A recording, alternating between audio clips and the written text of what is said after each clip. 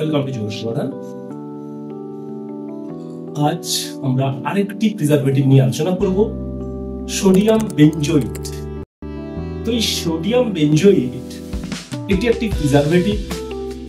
Naturally আমরা যে সমস্ত প্যাকিং ফুড বা প্রসেসিং ফুড খাই, সেই প্রত্যেকটি প্রসেসিং ফুডে এই সোডিয়াম বেঞ্জোয়েট ইনক্লুড করা থাকে। এই সোডিয়াম বেঞ্জোয়েট কি কাজ করে? এই সোডিয়াম বেঞ্জোয়েট কিন্তু আমাদের খাবারকে ফ্রেশ রাখতে, অর্থাৎ খারাপ খাবারকেও আপনাকে ফ্রেশ দেখাবে। সুতরাং এই সোডিয়াম বেঞ্জোয়েট যখন খাবারের সঙ্গে অ্যাড হয়, তখন যে খাবারটি এক সপ্তাহের মধ্যে খারাপ হয়ে যাওয়ার কথা কি 3 দিনের মধ্যে খারাপ হয়ে যাওয়ার কথা, সেই খাবার 1 মাসেও ফ্রেশ দেখাচ্ছে।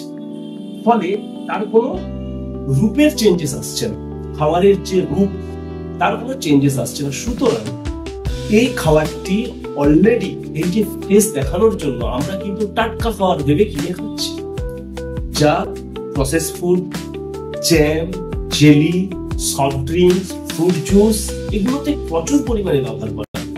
আর এই সোডিয়াম বেঞ্জোয়েট অত্যন্ত সস্তায় ইন্ডিয়া মার্টে পাওয়া যায়, অত্যন্ত সস্তা, 80 থেকে 100 টাকা কেজি। আর আপনার প্রসেস ফুডে খুবই অল্প সামান্য পরিমাণে দিলেই ওর কাজ করবে।